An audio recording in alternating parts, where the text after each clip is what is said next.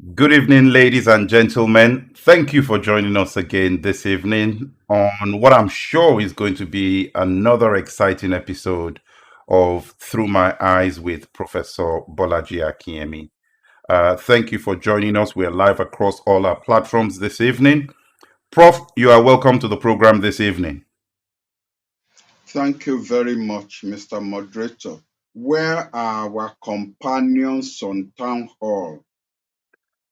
That's going to be next month, end of the month, last Thursday of the month it is, Prof. Oh. Well, all right. Just shows how much I enjoyed it. Was looking forward to seeing them. Last Thursday of the month, we do that again, Prof. That was Okay. exciting. That was really exciting, Prof. Yeah. Uh, on that note, I want to, Prof, before we go into the details of the various questions and topic for this evening, I want to put you on the spot on something that is gripping the world, and it's the story of the royal family in the United Kingdom. I know it's not a foreign policy issue, but we want to hear your views, Prof, on what's happening there, what's going on there. What's your take on that, Prof?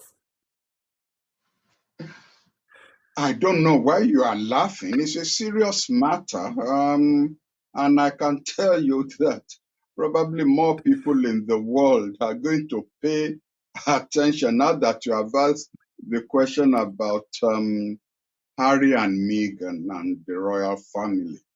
But on a serious note, I'm very, very surprised that um, that Her Majesty will take the position that you can be the judge, the accuser, and the accused, all at the same time. I mean, after all, it's the British who gave the legal maxim that you cannot be a judge in your own case.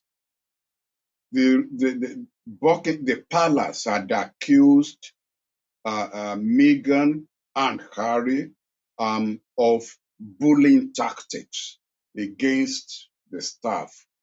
They have said they didn't do any such thing, and that on the contrary, it is the palace that has been spreading quote unquote lies, rather strong word to be used against the palace.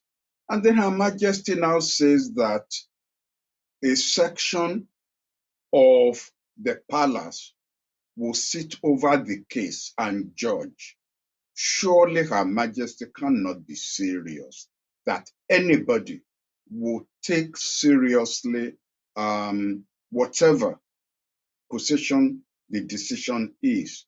I would have expected Her Majesty to pick a retired judge of the Supreme Court or the Court of Appeal who will have no vested interest in which way the veil falls in deciding who is right and who is wrong here.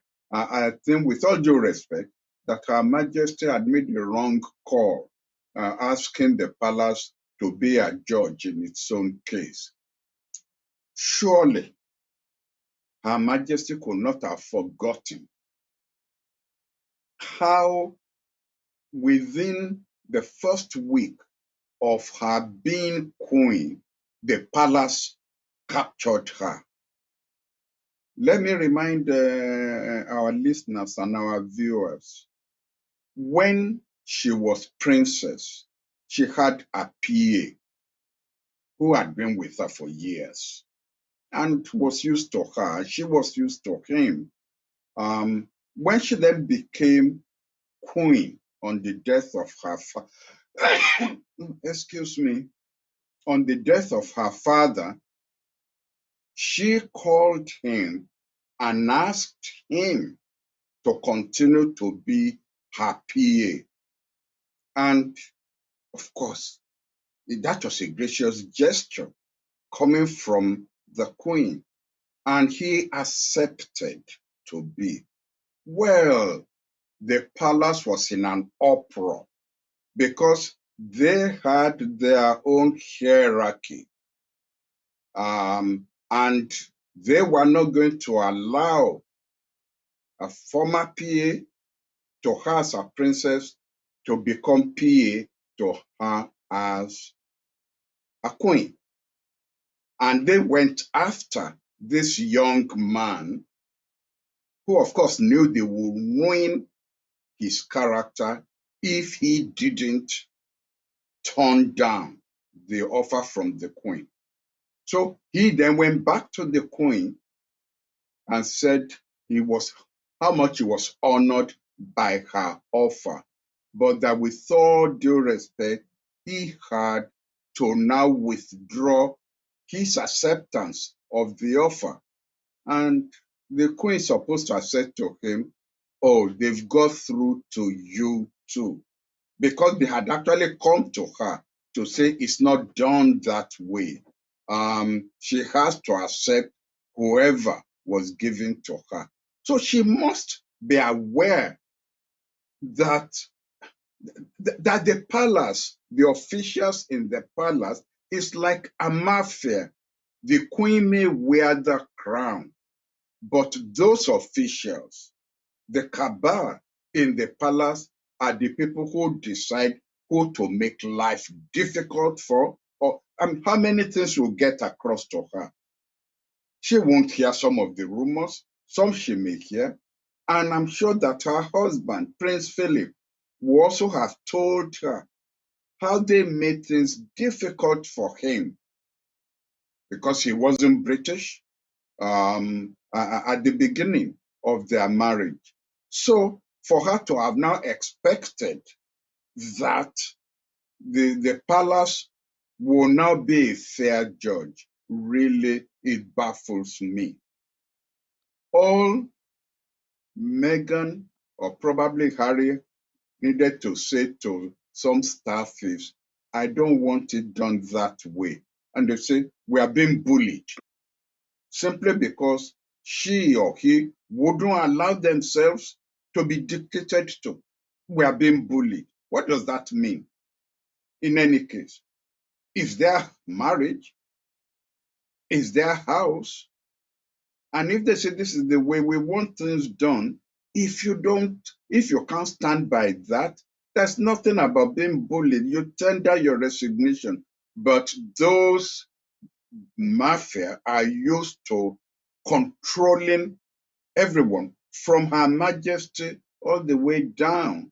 And I suppose, and given the fact that Harry especially remembered the horrors that his mother went through in the hands of these people, and that they are now going to try it with his wife.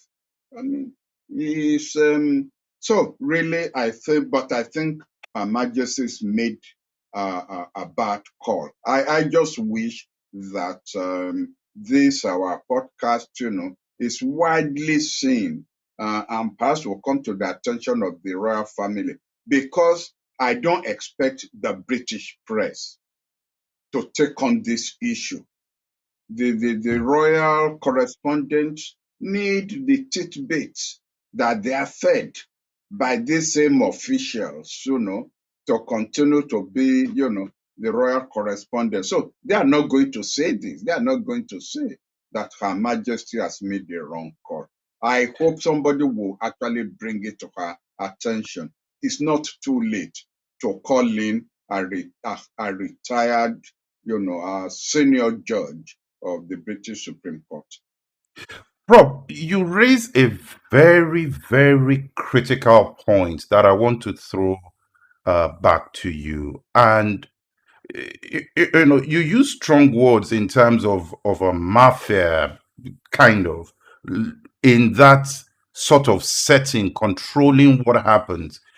And I think in the minds of a lot of people, not too long ago, we had the story where President Joe Biden talked about getting to the White House, the pressures of the White House, and to what extent are our leaders, our um, rulers, allowed to do things the way they want to do it, and are not controlled by these other institutions that are at work in these organizations? Because on the one hand, the queen may have what she wants to say. This may be her view, and the palace says, sorry ma'am, you can't do that. To what degree are leaders actually controlled by these when you get to the high levels of leadership and government? They are not free. You've asked me this question before. Even at the level of being a minister, your ministry attempts to capture you. And if you are not capturable, the officials start to spread little gossip about you. Either they leak it to the press, or they leak it even to your boss. If you're a minister, there are people within your ministry who have access, either because they are related by marriage to the president, or they are related to his wife, and therefore they can get what's like, oh, look at what our minister is doing, all because you are not listening to them. I had a nickname given to me when I was in the ministry. What was that nickname now? Um, every day a new idea. Um, I took it, of course, in good grace. I reveled it. I embraced, that nickname. But they just wanted things to be done the way it is done. All this new policy this man is coming out with, every day, every week, and so on. They're not used to it, and they will therefore try to discredit you. Um, and that's what, although he was wrong, but that's what even Trump meant by, what did they call it? Deep state. Deep state. And that was what Nixon meant by, that episode, Deep Throat, who, who were leaking information to the press on the Watergate crisis.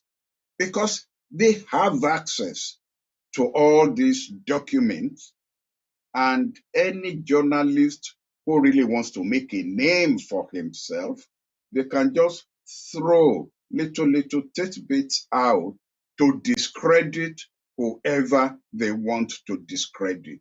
So it does exist. It happens. And you will have presidents who will tell you, you better be careful what you say. You and your wife cannot look at each other, with some kind of look. And you may get 2 days later a headline: President and First Lady glare at each other. Something wrong? Whereas it may not be anything wrong. I mean, the president may be pissed off that, she's kept him waiting for 2 minutes, whereas they're already waiting downstairs. That may be why, I mean, they're human beings. They're loud, but no, especially in this day and age where we expect our presidents and queens and the Pope we forget they're human beings. We want them to be 100% correct. So the man cannot scratch his head. He cannot pull, at this and that kind of thing.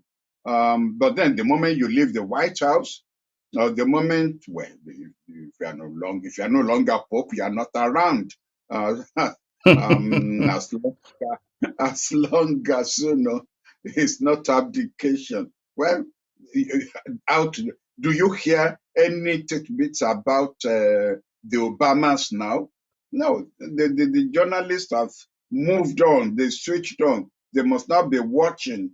And this is what presumably Trump and the former First Lady can now not tolerate. They're out of the news. Hmm. So it is true. It is true. All right, let's start, Prof. You've talked about Trump there once or twice. Let's start with his first official outing, where he made a speech.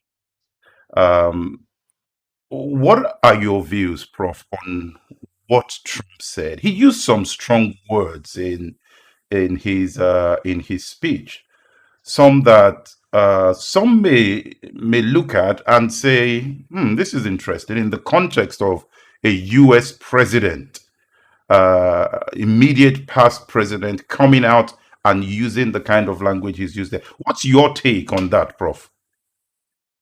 Well, frankly, I wouldn't really want us to waste any more valuable time on what Trump says or doesn't say, except for one point, which I think he got wrong.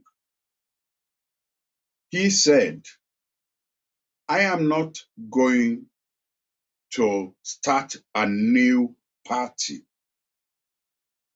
The Republican Party is our party. Of course, by that he means the Republican Party is Trump's party. Where he got it wrong is if he doesn't leave the room, others can leave the room.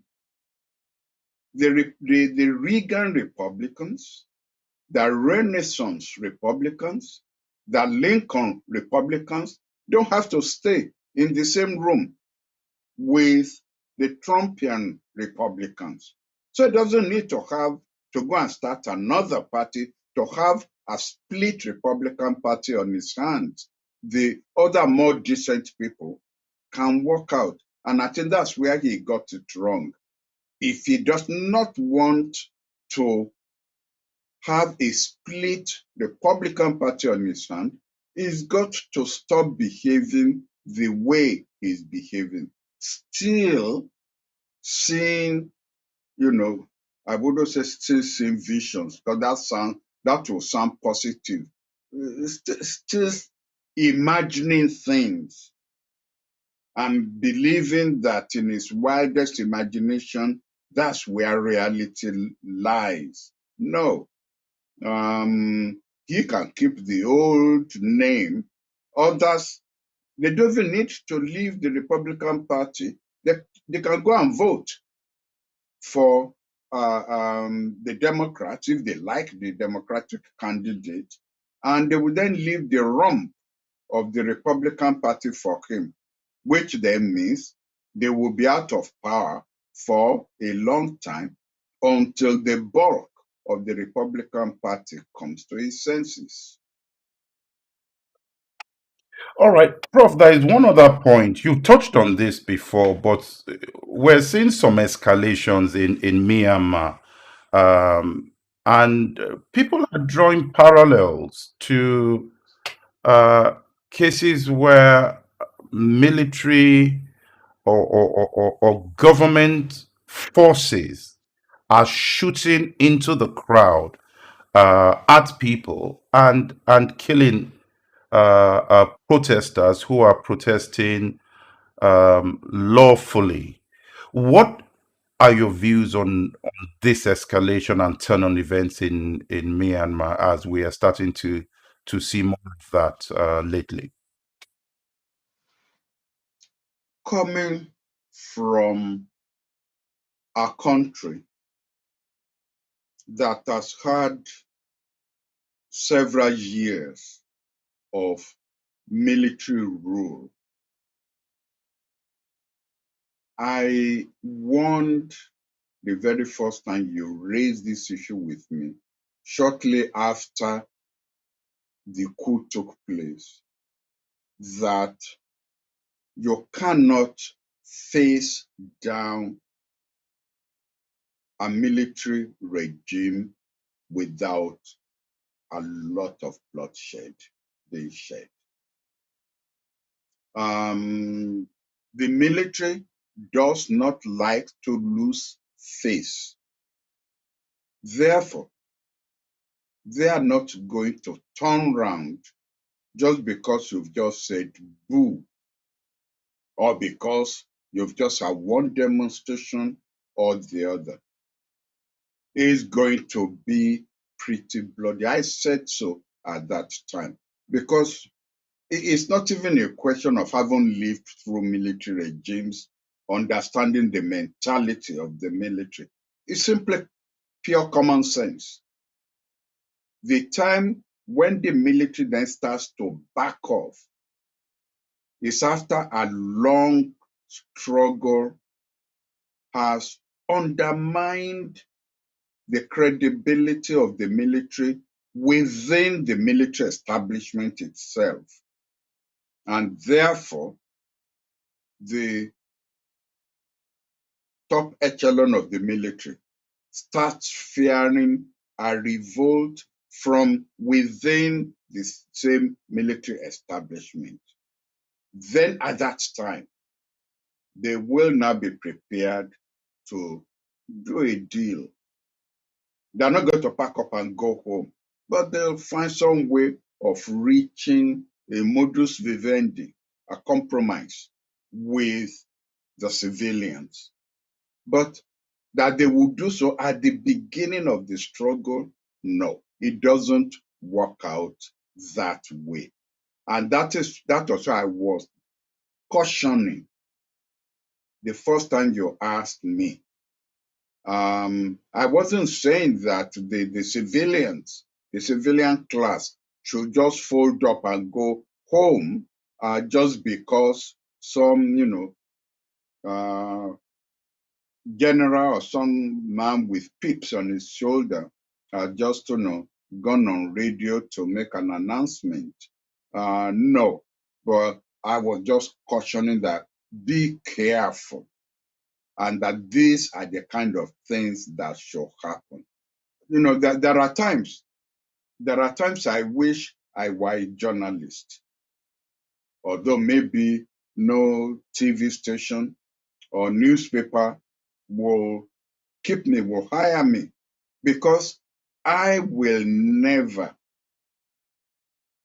come up with the always what I discover about the recklessness in the body language and attitude of journalists, urging people on by, if there are 200 demonstrators on the road, you talk about it as if there are 5,000.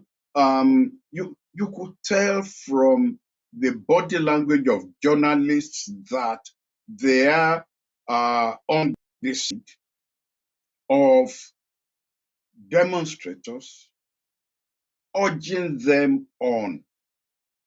They could say they're on the side of democracy, that they're on the side of human rights. Yes, I will understand that. But keep it in mind that when bullets start to fly, journalists fly out and leave these people. I mean, I've been hearing things now on, on the big global television stations. The UN should do something where, if you're a scholar in international relations, you will know that it takes more than 200 dead demonstrators to get the United Nations involved actively. They may pass their resolution and assuage their conscience that way. But we expect is this all the UN is going to do? The UN should come in, the international human rights community. What are they doing? There's nothing they can do. They're not going to come in and face the bullets. We saw it in Hong Kong. We saw it in Thailand, I believe. We've seen it all over the world. We saw it in Nigeria.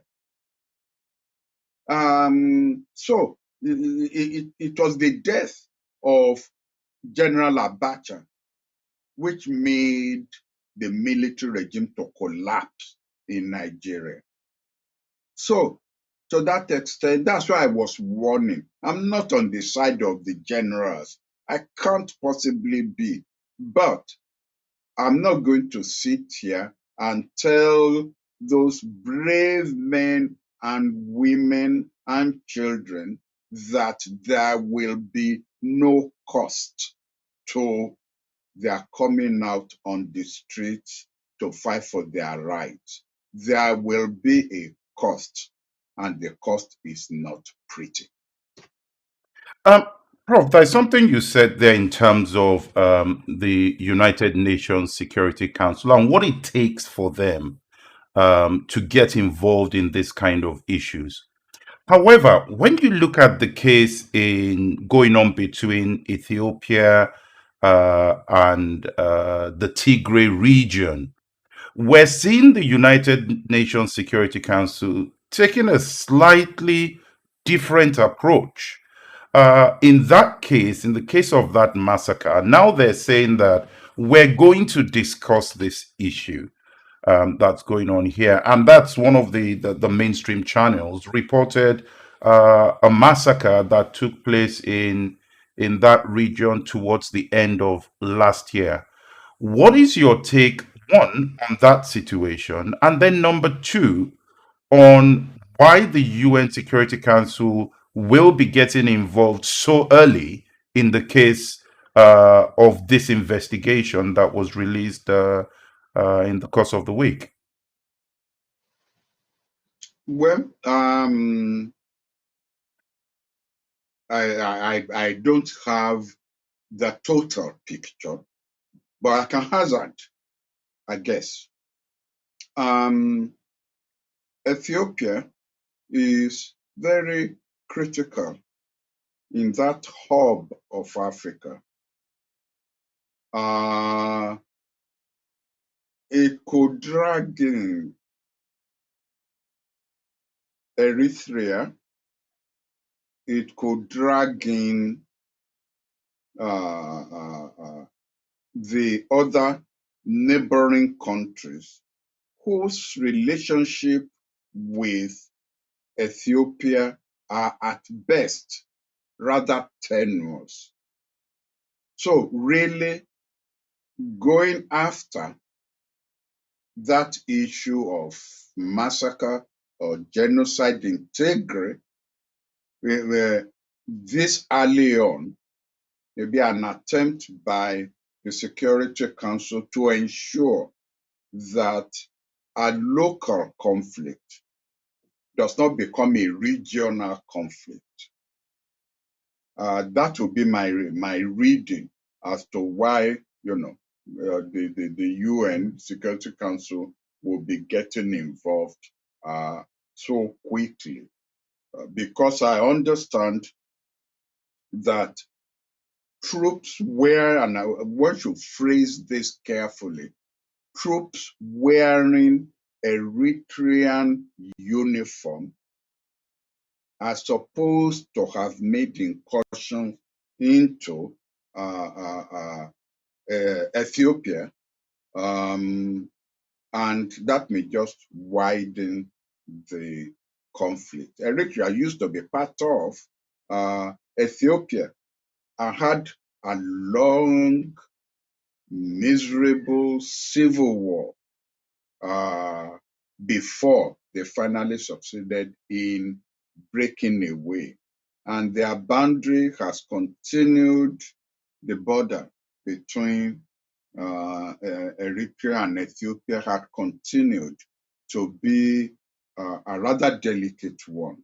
So taking all these issues into consideration may be why the UN Security Council said that they better get involved right away. All right, Prof. There's one other point. Let's move the conversation to the U.S. One other point we were greeted with this week was the rejection of one of the nominations of President Biden, um, to one of his senior roles. What is your take on that situation there? Well, um, I believe it was Shakespeare who said that we haven't yet developed the art of reading on the face what goes on in the mind of individuals. Um, if I'm sure that the Biden administration will have done its own homework before nominating. If I know the way the American system works, it will have done its own homework before nominating this lady. It probably would have quietly run that nomination past, the solid elements in the Senate, especially on the Democratic side. Take a feeling, take their temperature as to what will be their reaction to this nomination. And they probably will have been told that there is no way that nomination will get through the Senate, given the fact that this woman had developed the art of making enemies on both sides of the aisle rather than making friends. Uh, even if only the friends are on one side, but she had perfected the art of offending, Republicans and Democrats probably in equal measure. So you would then ask, why make the nomination? Well, maybe the Biden administration is saying to the Hillary Clinton wing of the Democratic Party, we tried. We didn't ignore your wing. We put forward one of your own ardent supporters. Is the Senate that did this. So that actually, instead of regarding it as a slap in the face of the Biden administration, or as an example of, of lack of preparedness by the Biden administration, I would probably really see it as a clever Machiavellian move to get Biden to pay off a political debt, knowing fully well that the Senate will take the blame for rejecting the nomination. That's my reading. That's my own supposition. Probably it may be a lot cleaner than that, but that's the way I will read it. Wow, wow. Um, while still on the U.S., President Joe Biden again announced some sanctions against Russia for the continued incarceration of a political opponent. First of all, um, Prof, what is your take on that situation? And secondly, when you look at the fact that Russia is kicking back against the sanctions, were sanctions the right step from the United States government in this scenario? going on in Russia? Well, you will recall that it's not just the United States, the European Union also imposed sanctions on Russia, or some, policy makers close to Putin. One of the, I think, one of the things we usually don't pay attention to is that superpowers at times get dragged into situations, frankly, that they would rather not be dragged into. But having been dragged into it, they now look for ways and means of making their gesture and calibrating it in such a way that it doesn't really amount to more than a slap in the wrist of the target of the sanctions. Now, what am I trying to say? Again, this issue we addressed several weeks back when I asked the question, why did Alvalani, why did he go back? Surely he must have understood Putin more than anybody else.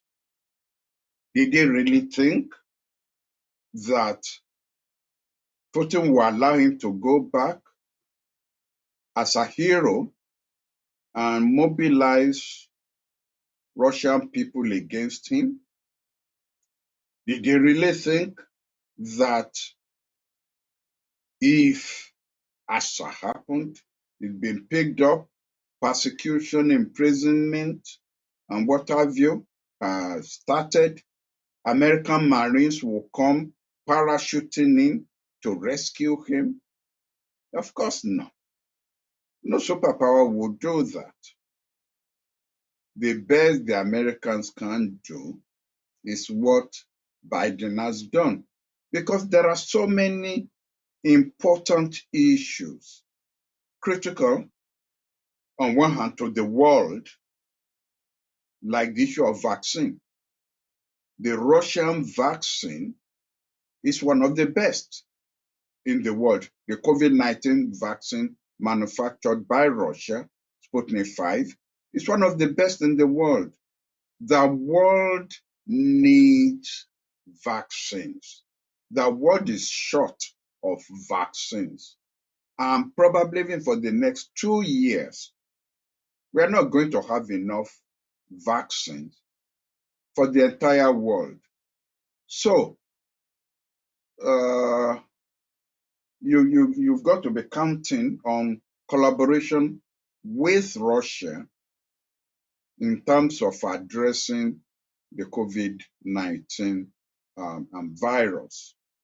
Number two is, again, another issue we discussed, I think, last week or week before, on the strategic arms limitation talks. There is no economy, either of the United States or of Russia, that is strong enough right now to go into an arms race. They need to look for ways and manner of kickstarting their economy again as they've confronted the virus. And there are other, there are other issues of which the United States and Russia have to collaborate. Therefore, the United States, because of one dissident, is not going to go into full confrontation with Russia.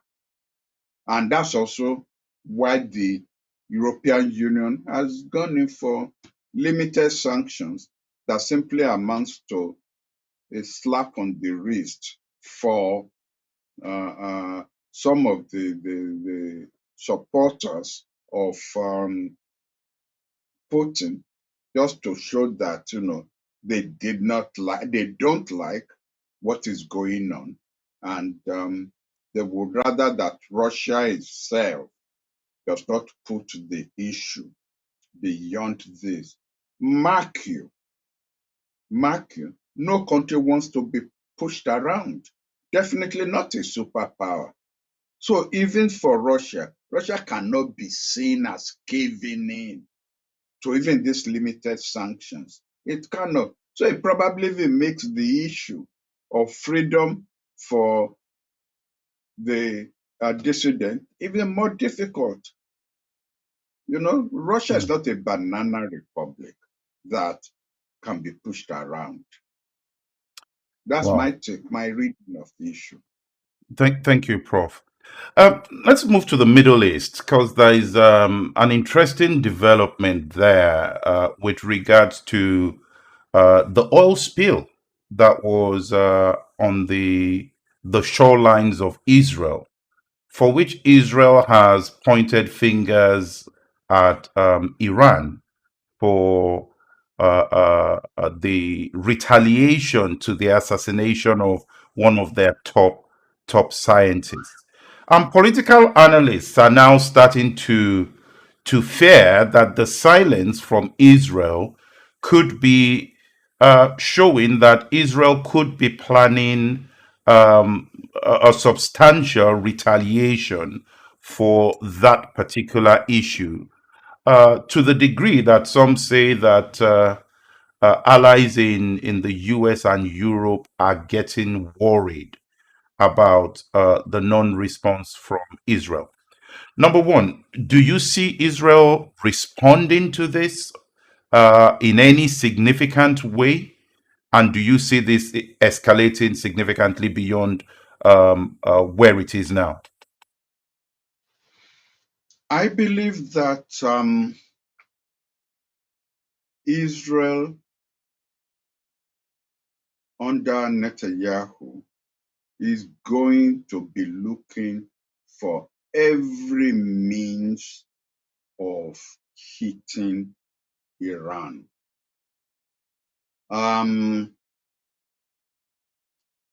With or without a wink and a nod from the Biden administration.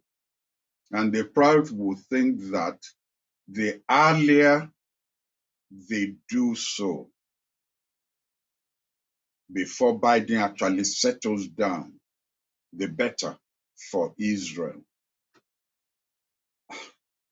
I said it on this podcast that may God save the rest of the world from both Iran and Israel.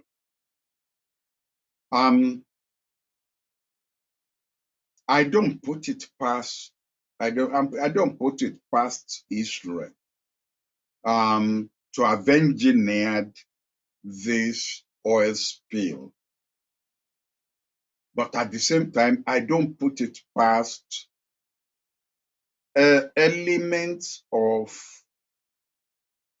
Iranian militia in the Middle East doing this. I don't.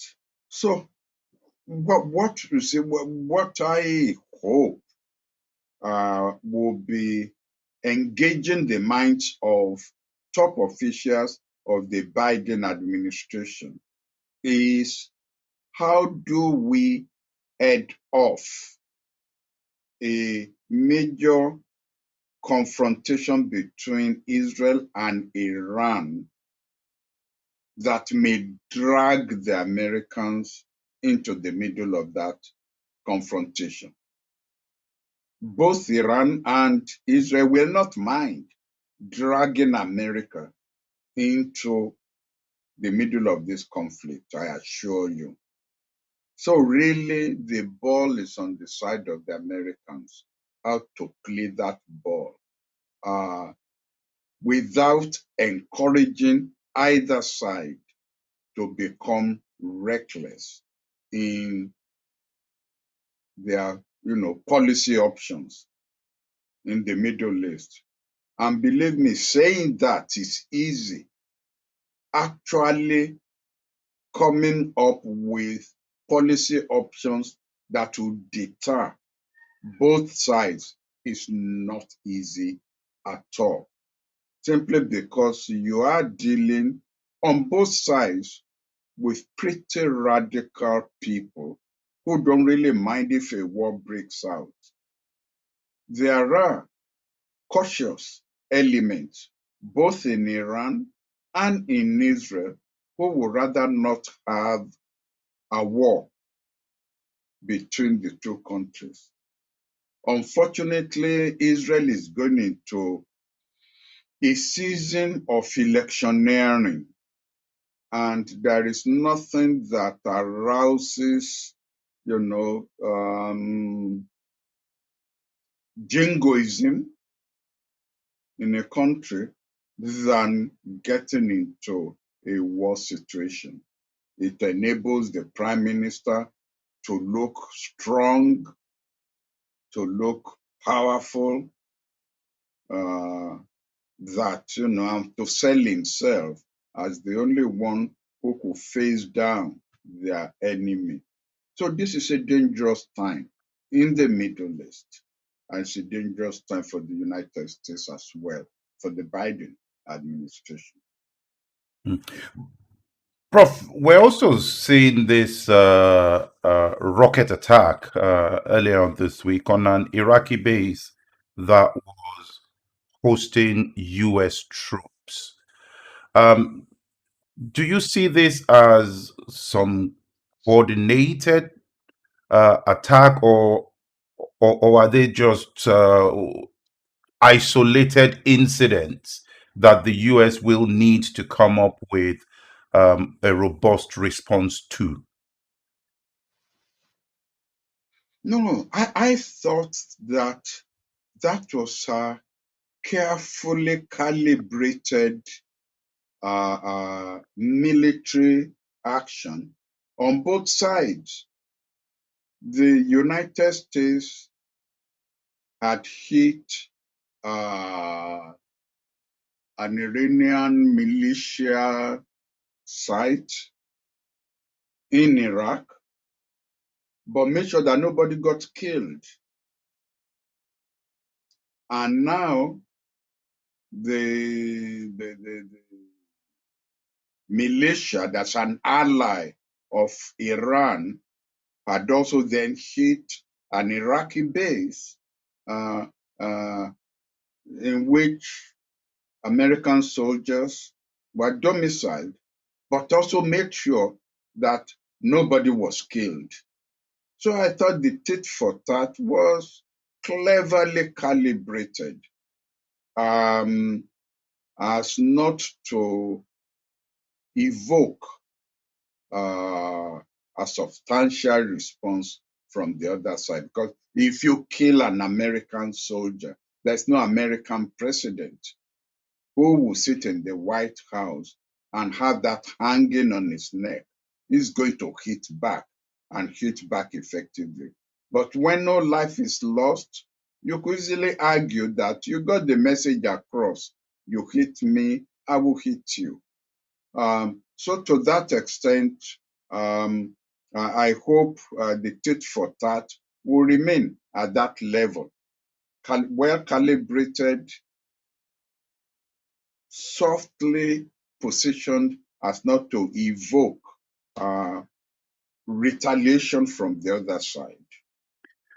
There's news coming out, Prof, that we may actually have had one or two deaths in that attack, and that the US is also not ruling out a response to that news that has come out.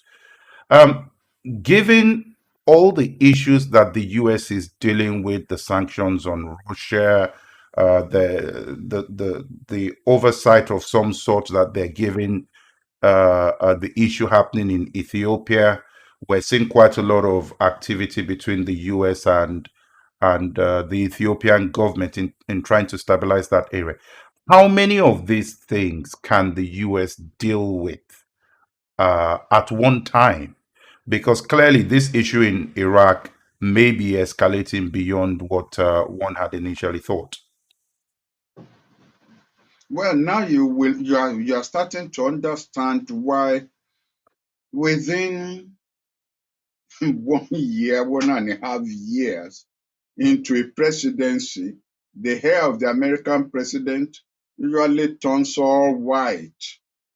Except in this particular case, Biden doesn't seem to have much hair on his head. Maybe it's Kamala Harris who will start to turn gray haired and the Secretary of State. But it is, this is what happens when you're a global power. Your interests are global. Issues that call for your attention are not localized. And it is one American president, I think it was John F. Kennedy or Lyndon Johnson. I can't remember which one now, who said, why can't all the troublemakers go to sleep at the same time and wake up at the same time? Instead, as some have gone to sleep, the other ones are waking up. And then when those go to sleep, the people just, and that the United States has to stay awake 24/7 to deal with, situations that call for his attention. And I mean, you are dealing with human beings. There's a limit to which policies can be designed in a level-headed manner. Because often you then discover that some issues dovetail into another, that it then doesn't allow you to address an issue and localize it without it spilling over into another one. I mean, I usually feel sorry for policymakers, whether in the United States or China or Russia, who have global ambitions and therefore have to be awake all night while the so-called troublemakers pick their own time and their own place to, to act. Prof, there's one question. We have about 4 minutes to go, and there's one question I want to put to you. Um, when Obama was president, we had a lot of, red line. We're not going to cross this line. If Syria crossed the line, they were going to respond. And we saw some really shocking footage that came out of Syria at the start of the conflict that was there. And one of the things the Obama administration was accused of at the time was that they were slow to respond, they were slow to do anything, even when all lines had been crossed, that the US was slow to respond. What do the Biden administration have to do for them not to start to appear weak? Well, let me come to a defense of Obama here over that red line in Syria. I actually found out that when that red line was crossed, American Air Force planes were put on a standby, and the United Nations Secretary General was served notice to pull out UN personnel so that they don't become casualties when those planes act. And the United Nations Secretary General refused to pull out those United Nations personnel. And that's why Obama then had to step down American retaliation for that line being crossed. So, and that simply shows you that often things can be said out for why promises are not kept or threats are not kept. So far, um, a line drawn during the campaign has now been crossed, and Biden, the candidate, or Biden, the president, has now had to step back from the position and the body language of Biden, the candidate. And that has to do with Saudi Arabia, the reaction that he promised he would take towards the crown prince if the report on the assassination of the journalist implicates him. Where the report has been released, it implicates him. And Biden, the president, has now found out that they need Saudi Arabia in terms of the strategic interests of the United States in the Mediterranean, and also they need the contracts signed for those Air Force planes, which will keep American factories going. That this is not the time where they want to inflate American industrial growth to perhaps do what he would have liked to do in hitting back at the crown prince. So it's never really, I would say it's never really wise to draw a red line, because you never can tell what will complicate the issue and may then, fold your hands in carrying out your intended retaliation over those red lines. It's never wise to do so. All right, Prof, thank you so much. We've run out of time. But just before we go to make the announcement again to our viewers across all the platforms, every last Thursday of the month is a town hall session. And what that means is this: you, our viewers, if you send an email to info@thmeinsights.com, info@thmeinsights.com. I've put that in on YouTube for those of you who are there. You can see that, and we'll do so across the other channels. Info@thmeinsights.com. What it means is that you get to come into the session and you ask Prof your questions directly on any international event that's going on at the time. Always the last Thursday of every month. That will be a town hall session. So thank you all. Prof, once again, thank you so much for being here this evening.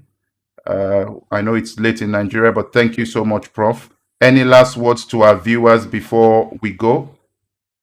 Well, I hope they've enjoyed this session as much as I've enjoyed it. I have usually every week enjoyed it. I hope they have managed to keep their interests alive. Shalom. Thank you very much, Prof. And thanks to our viewers. And we'll see you next week, same time. Thank you. Bye.